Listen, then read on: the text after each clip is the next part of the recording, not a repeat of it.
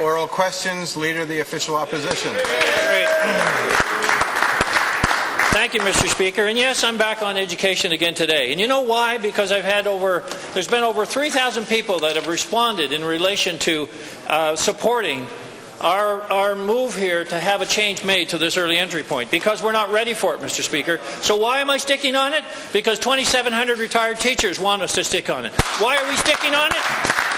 Because educators in the classroom want us to stick on it, even though the Premier won't allow them to speak openly. They'll speak privately, Mr. Speaker, and we're listening.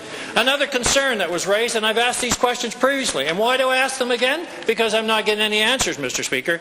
The question was in relation to the change in regulation pertaining to the licenses for our provinces. And what I want to understand, has there been a regulatory change that would change the license requirement in our province? And will the Premier admit today, or the Minister of Education, that his government has changed the regulation pertaining to teachers' license? Thank you, Mr. Speaker. The Honourable Premier. Mr. Speaker, we've already answered that question. I apologize to the member opposite if he doesn't like the answer, but it's what is the case, and it's what the situation is. Mr. Speaker, for probably the 12th time now, I think it's important for us to underline again for the Leader of the Opposition to recognize that we made a decision based on a report that was done in 2012. A report that was sanctioned by his government, that was commissioned by his government when he was the Minister of Finance. This report was done by two previous education ministers, one of a Liberal government, one of a Conservative government. They listened to hundreds of New Brunswickers. They met with stakeholders, experts, students, teachers, and they came to the conclusion, based on the parameters in which his government gave them, that restoring French immersion to grade 1 was the right move for the province. We made a promise in 2014 that we would do exactly that, and here we find ourselves today fulfilling our promise, Mr. Speaker. Leader of the Official Opposition. So, Mr. Speaker, there we go again. The question was about the licensing. In the November 16th edition of the Royal Gazette, beginning on page 1409, New Brunswick Regulation 216-62, under the Education Act filed October 31st, 2016, 31 days after the Premier announced the return to grade 1 early immersion, Section 2 of the New Brunswick Regulation 204-8 under the Education Act is amended by repealing the definition teacher's license. 31 days after the early immersion announcement, a change to the definition of a teacher's license. The timing is suspect, Mr. Speaker. The question is clear. Did this regulatory change, has this been made as a result of the early entry plan in the French immersion? Because we can't find qualified teachers here in New Brunswick. So we need to source teachers anywhere, or we need to change the regulation in order to put teachers in the classroom. Can the Premier admit the timing of this change is directly related to the early immersion plan? The Honourable Premier. It is not. Mr. Speaker, this initiative has not been undertaken as a recruitment tool. This initiative is one that has been undertaken for us to comply as a province to the Agreement on Internal Trade. And Mr. Speaker, if the Leader of the Opposition would stop his fixation on French immersion and pick up a newspaper or read the news or listen to a newscast, he would see that there are some pretty intense conversations happening all across this country to make sure that we have an Agreement on Internal Trade from coast to coast to coast of Canada. So the timing, Mr. Speaker, is because of that. If he would make sure that he look at other things that would help our economic growth in the province, like internal trade, he would know that that's the timing that has made that we would put this forward at this time, Mr. Speaker. So again, I would ask the Leader of the Opposition to stop fear-mongering. We all get it. He's against French immersion. We get it. I think New Brunswickers have gotten that after the 12th time he's asked questions on this. But we are for it, and we're putting it forward, Mr. Speaker. Order. Leader of the Official Opposition. So there's the fear-mongering, Mr. Speaker. We think the Premier obviously thinks I'll be silenced by throwing out these innuendos. Then I'm going to accept an education system that is in crisis, Mr. Speaker. An education system that, if you look across the Anglophone system, is achieving less than 4% graduates that meet the standards of being bilingual in a province that has been bilingual for over 40 years. So, Mr. Speaker, I'm not prepared to accept that. I want a province where we all speak both languages, and our education system has to make that happen. Our educators say our system is in crisis, despite the dedication and efforts of the professionals in the system. They describe a closed system with low expectations and defined standards, reeling after constant change on all fronts. The French immersion program is not preparing New Brunswick students for the complex contemporary world. The system as a whole is not coherent, and there's no systematic culture of support for learning. Teachers can't say what end of the year expectations are. Can the Premier or his Minister provide a clear, comprehensive... The Honourable the Premier. What the expectations are? Mr. Speaker, the Leader of the Opposition tries to give the impression that he's not fear-mongering. Literally, the next sentence has to do with calling our education system a crisis, broken, talking and spitting out all the challenges that he can possibly think of that our education system faces. Mr. Speaker, we have challenges, sure, but there are some great things happening in our education system. There's some great things happening in our province. Mr. Speaker, fear-mongering is not going to help solve the challenges. What we need to do, Mr. Speaker, is to have a fact-based discussion. And the facts are this. There was a report done in 2012, commissioned by his government. He was the Minister of Finance. He was around the cabinet table saying, yeah, let's do it. And this was because they made a promise in 2010, Mr. Speaker, that they would restore French immersion to grade 1. The report came out recommending that we restore French immersion to grade 1. We promised we would do it. And Mr. Speaker, I'm very pleased to announce to New Brunswickers that we're getting it done. Leader of the Official Opposition. Mr. Speaker, without the plan, without the facts that support it, with massive opposition from educators that know the system, the Premier will forge ahead. Now that's fact-based decision, without even including it in a 10-year plan, Mr. Speaker. How difficult is it to understand this when it's not even part of the government's own 10-year plan? The consistent lack of performance of the New Brunswick education system on national and international assessments demonstrate that the system is underperforming generally. The data from New Brunswick's provincial assessments confirm that even on the assessments developed and administered in New Brunswick and based on New Brunswick curriculum, results are poor. Is the Premier willing to allow schools sufficient autonomy so they can design class composition and curriculum delivery in such a way that all students have the best chance that they can of achieving our curriculum goals? Thank you. The Honourable Premier. Président, comme j'ai dit ici, dans l'Assemblée législative et autour de la province à plusieurs reprises, nous travaillons avec les éducateurs, les éducatrices, les enseignants et les enseignantes, les leaders communautaires, les personnes qui veulent s'impliquer pour essayer d'améliorer et donner à nos enfants le meilleur système d'éducation possible. Alors, Monsieur le Président, en effet, la façon dont nous avons développé nos plans d'éducation de 10 ans, c'est avec ce principe. Alors, Monsieur le Président, nous avons suivi ce principe et ça nous a aidé à avoir nos plans d'éducation de 10 ans qui sont très solides, qui vont nous aider à voir les résultats que nous voulons voir pour nos enfants et pour notre province. Et Monsieur le Président, je pense que c'est évident qu'il y a des défis, mais il y a des belles choses qui se passent aussi. Alors, il faut se demander qu'est-ce qu'il faut faire pour essayer de surmonter les défis. Mais nous, on pense qu'il faut investir davantage en éducation. Le chef de l'opposition pense que nos systèmes d'éducation ont assez d'argent. En effet, lui faisait des coupures lorsqu'il était le ministre des Finances. Nous, c'est le contraire. Nous allons investir davantage et de façon historique en éducation. Leader of the Official Opposition. It's obvious this government obviously believes in throwing money, taxing people more, and hoping for the best. There's no plan, Mr. Speaker. It's clear there's no plan. The contributors to the failure of the education system include constant change in government models, constant change in curriculum, policy initiatives driven by theory rather than practice, and mismanagement of the French immersion program, and the fact that there are no stated and widely understood educational standards. Can the Premier or his Minister supply any document, either in print or electronically, which provides a clear summary of educational standards for students in New Brunswick? Further, can the Premier or his Minister provide either in print or electronically any document which describes how curriculum goals align with educational standards for students in New Brunswick? Thank you, Mr. Speaker. The Honourable the Premier. Mr. Speaker, it's amazing to hear the Leader of the Opposition accuse us of having no plan.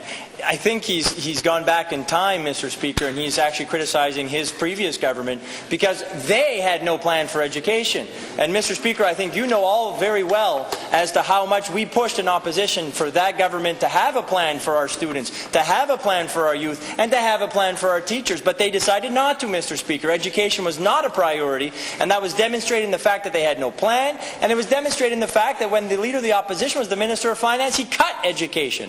And Mr. Speaker, what's amazing to hear the Leader of the Opposition say today, and I know that his caucus members are cringing every time they hear it, for him to keep making the argument that there's enough money in education, for him to use a sentence like we're throwing money away when we invest in education is baffling. Well, it's okay, Mr. Speaker, because all of us on this side of the legislature know how important education is, and we'll invest the most in the history of our province in education.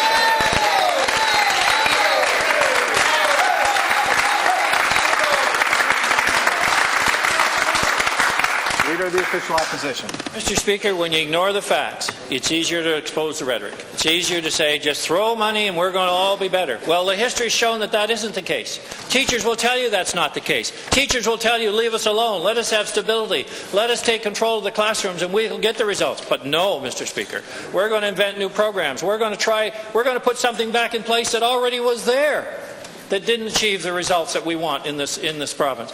We're not even assessing the current standards to understand where we are in the grade 3 immersion, but we're going to change it. The job description of a teacher in New Brunswick is to maintain order, attendance records, and discipline. Was the Premier aware that the NB Education Act, in its description of the role of a teacher, makes no reference to teaching the curriculum as part of the teacher's job? Does the Premier agree that this is an oversight, at the very least, and would the Premier be open to an amendment that made teaching, the curriculum, a core principle of teaching? Thank you, Mr. Speaker. The Honourable the Premier. Speaker, where to begin? First off, the Leader of the Opposition, again this morning, is saying that the system is broken and in crisis. Then a few questions later, he's making the argument that we should just let everything be and they need stability, Mr. Speaker. Well, that makes no sense at all, unless you don't have education as a priority, which maybe it does make sense because that's the case for the Leader of the Opposition. Mr. Speaker, he says that we're trying to ignore the facts. He's the one that won't admit that there was a report done in 2012, sanctioned by his government, with two independent former education ministers of both stripes of government, Conservative and Liberal, that came to the conclusion after listening to New Brunswickers that we should restore French immersion to grade 1. So he's saying that we're ignoring facts. He's ignoring a report his government sanctioned, Mr. Speaker. And he's still saying that we're throwing away money when we invest in education. Well, we don't agree. He's saying we're creating new programs and we should stop. We don't agree. The Integrated Service Delivery Program, helping our children overcome challenges in mental health, well, that's a good program for our youth, Mr. Speaker. Leader of the Official Opposition. Speaker, you know, I'm pleased that the Premier continues to talk about reports. And a report that does not have the justification because the other program is not evaluated yet, and the timing is crucial. But you know, the questions I've asked this morning are direct quotes from a report from April of 2002. 2002, 14 years ago. The same questions apply today. So what are we doing to our educators? What are we doing to our students? We're going in circles, Mr. Speaker.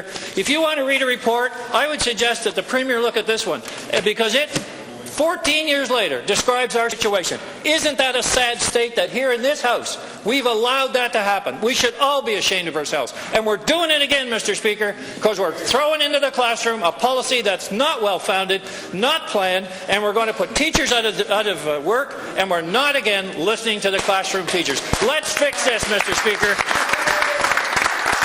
The Honourable Premier. Well, Mr. Speaker, yet again, no question for the Leader of the Opposition, but that's fine. I love that he thinks there's an aha moment when he tells us the date of this report, and it's in 2002. I love it, because the aha moment is that he was the Minister of Finance for 4 years, Mr. Speaker, from 2010 to 2014. And he should ask himself, what did he do to improve the state of our education system, Mr. Speaker? Well, he doesn't have to go very far. I can tell him. What he did, Mr. Speaker, is he cut in education. He made cuts to one of the most important programs that as a government we can give to our people. Education is by far the best economic investment we can make, and is by far the best social equalizer. So when we invest more in education, Mr. Speaker, we know it's strategic. He thinks it's throwing money away. We know it's offering a better New Brunswick for all people, Mr. Speaker. We know that it's making a real difference in the lives of our children and our youth, Mr. Speaker. And we know that if we're going to get our economy to where we all want it to be, education is by far the best investment we can make, and that's why we'll invest more. Leader of the Official Opposition.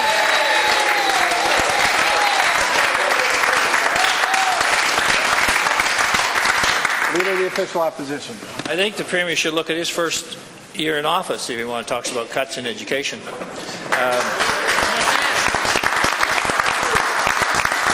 It's funny how he skipped over that, and Mr. Speaker, it's also quite interesting how he skipped over no more discussion on reports. Because it is an aha moment. It's an aha moment that says we're not getting better. We've invested over 40% increase in education over the last 10 years, roughly, and we've had a 20% enrollment decline.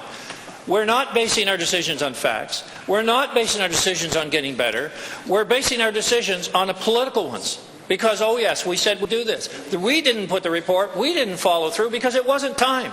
It wasn't the right time, and the educators were telling that. They're telling me that more and more now than ever. So once again, I will ask the Premier, will he follow his own 10-year plan? A plan that's been underdeveloped for some time, but now's the chance to make it work. Mr. Speaker, I want to be part of that. We want to be part of that. Leader, the Honourable Premier. Monsieur le Président, le chef de l'opposition oublie que son caucus a déjà fait partie de notre développement de nos plans d'éducation de 10 ans. Monsieur le Président, c'était un exercice que nous avons entamé, donc nous avons inclus les autres partis politiques, nous avons inclus les enseignants, les enseignantes, les éducateurs et éducatrices, les gens du Nouveau-Brunswick, les leaders communautaires. Monsieur le Président, nous avons déjà entamé un processus pour développer des plans d'éducation de 10 ans qui sont solides et qui vont nous aider à obtenir les résultats que nous voulons tous et toutes. Alors, Monsieur le Président, la grande différence que nous voyons ce matin, c'est que nous, on croit qu'il faut investir davantage en éducation. Nous, on croit qu'il faut investir dans nos jeunes. Nous, on croit qu'il faut investir dans l'avenir. Mais Monsieur le Président, le chef de l'opposition ne croit pas ça. Lui croit qu'il y a assez d'argent dans l'éducation. Lui croit que lorsqu'on est en train d'investir dans l'éducation, nous sommes en train de gaspiller notre argent. Mais ce n'est pas le cas, Monsieur le Président. Nous, on le sait. C'est en raison de ça que nous allons investir plus que jamais en éducation ici au Nouveau-Brunswick.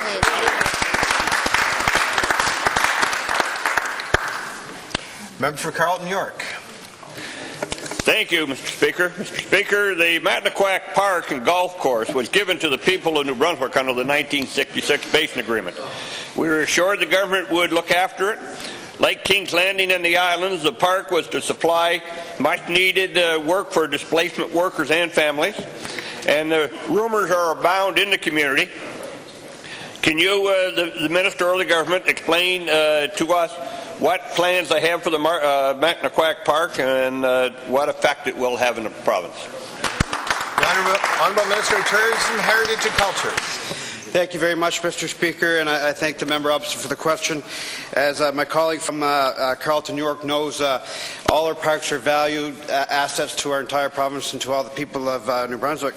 But through our strategic program review, we noticed that there needed to be some efficiencies found, and we found that through Department of Tourism, Heritage, Culture and Parks, that the golf certainly wasn't in our mandate, and certainly we need to find ways to make it utilized in a better fashion. And right now we're working on a plan with trying to find some private investment and trying to find some private partners to make sure we can do it in the best way possible. And I must say that moving forward, we have a lot of faith in working with our stakeholders in the private business, and the parks have been good partners with our various stakeholders. And in fact, this year alone, we've seen about a 9% increase in stays in the province, so it's good news.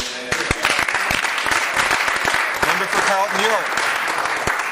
Mr. Speaker, Matnaquack Park, yes, is one of our provincial parks, but Matnaquack Park is under a special agreement to the people of New Brunswick for the Matnaquack Park, for the area. The agreements in the park was it would be looked after and provided. You can't lump the Matnaquack Park in as a bunch of real estate around the province that over the years we bought and changed. There are a lot of people that work at the Matnaquack Park that are making a good wage because of this, and a number of our people that in the area, because of the older families and the families in there that depend on the wages that they do make there. Can the Speaker, or can the Minister tell us what the protection is for the people that are working there? What are they going to be taken into the government in other areas, or are we going to have job loss? And the new company, are they going to Member, the Honourable Minister of Tourism, Heritage and Culture. Thank you again, Mr. Speaker, through you to the member opposite. Throughout the expression of interest phase, we're still dealing in the negotiation part of it, and we can't get into the fine details on that. But I can assure you that all staff are valued, and regardless of what the end result may be, we want to ensure that the park is maintained as a very respectable place for people to visit and recreate, as well as we want to make sure that if and when possible, we can ensure that staff are as high caliber and are able to retain positions as possible too. But we need to ensure that the negotiation phase is rolled out appropriately. So, thank you. Member for Carleton York. Thank you, Mr. Speaker. With respect for the Minister, I think everybody in the Carleton York and the Fredericton area know who's taken it over and what their plan is. And our big problem is when you're not part of the solution, sometimes you become part of the problem. Well, you've got 3 area MLAs, especially here, that have not been briefed on the takeover. Our people in the park are asking us what they're going to do to protect us as far as we've been told, and I can assure the Minister that a lot of the employees are not being taken with the new company.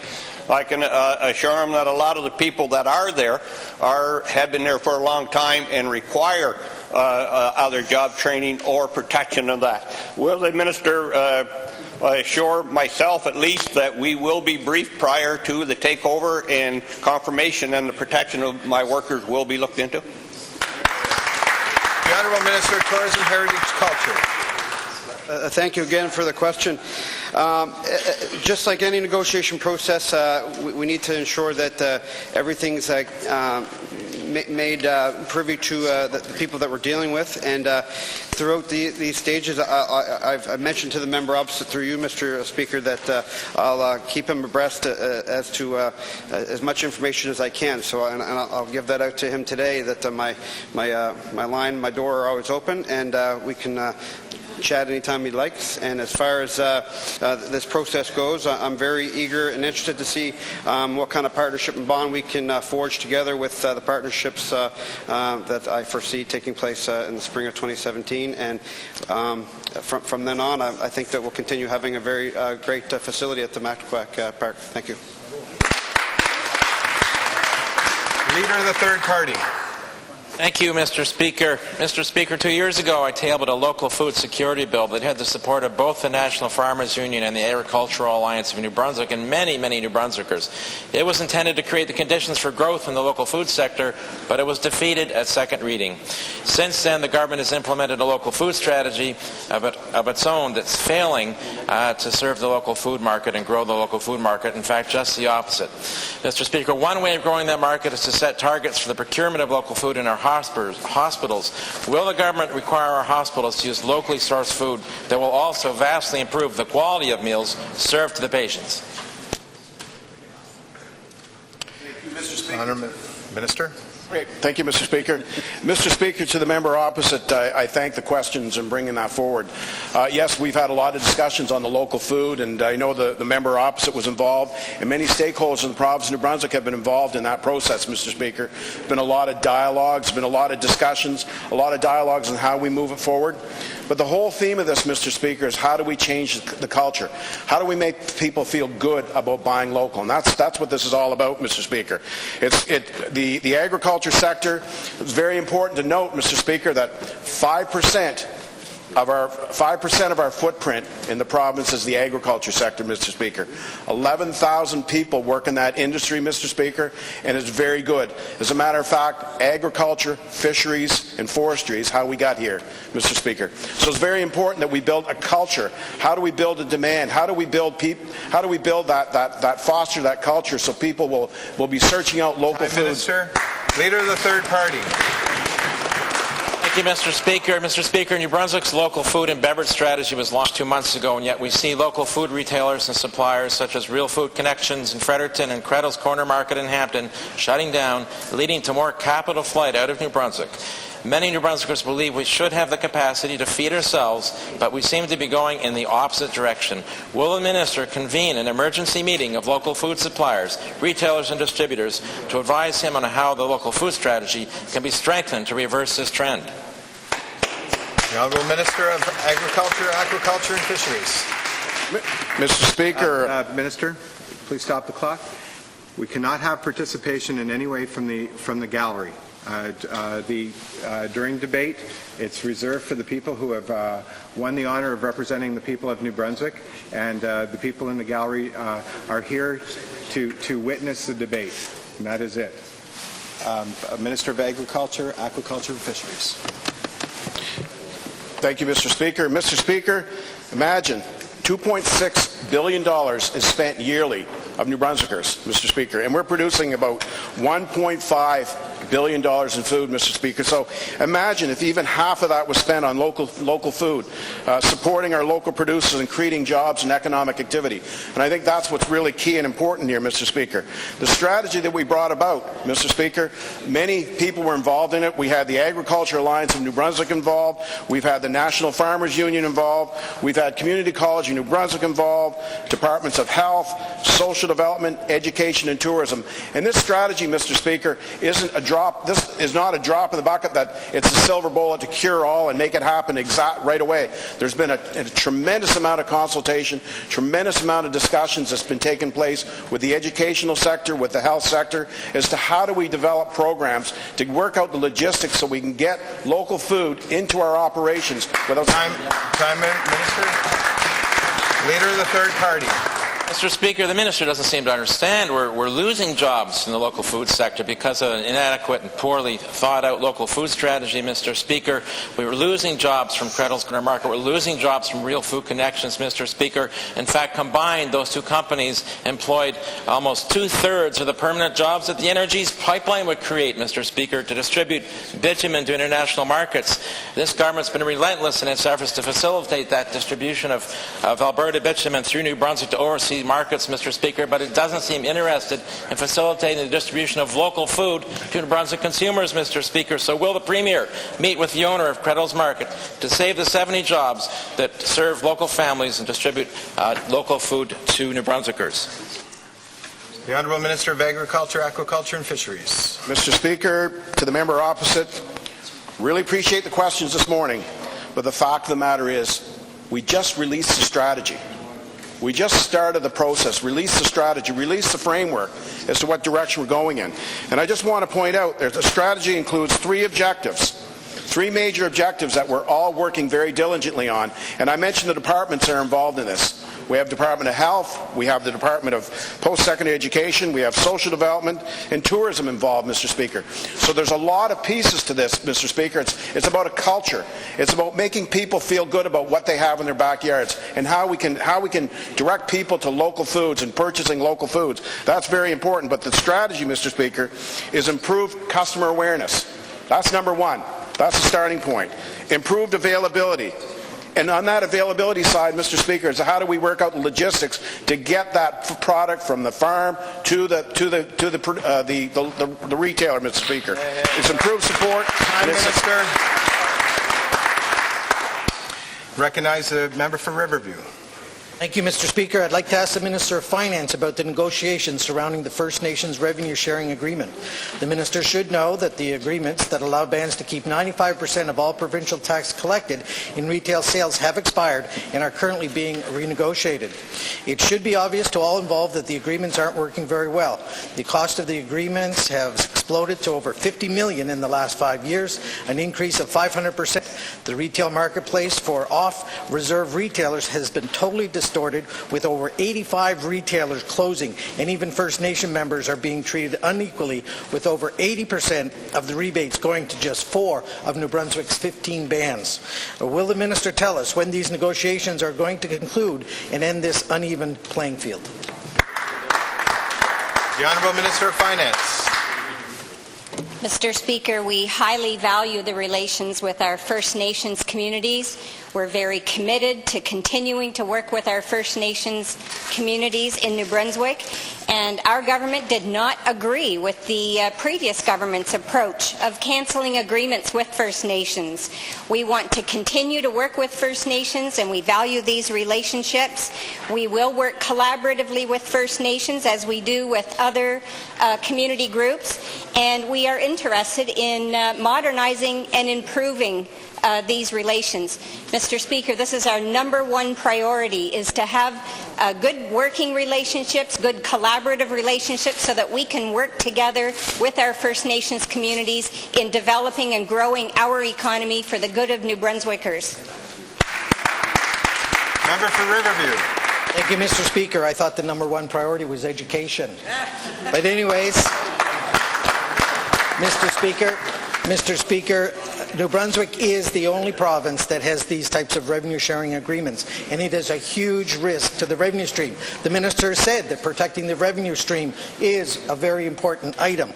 So, Mr. Speaker, will the Minister consider looking at a new arrangement that is consistent with other provinces, that is more fair, not to just the First Nation members, but also to the off-reserve retailers? 85 off-reserve retailers have closed. Will the Minister consider other provincial jurisdictions in coming up with the new arrangements, and when will this happen? The Honourable Minister of Finance. Mr. Speaker, I will say again that it is our very high priority with the First Nations communities to value their relationships, to work with them collaboratively in developing our economy, in growing any opportunities that we have in our province. Great progress has been made in this initiative. We're interested in working with them to modernize the agreements, but we will continue to put a high priority to include them as partners with us in our work. And again, we did not take the same approach as the previous government, who wanted to cancel agreements.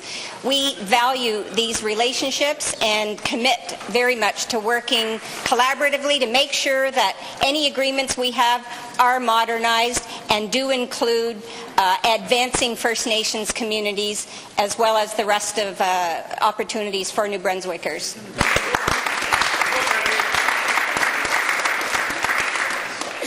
Time for oral questions has expired.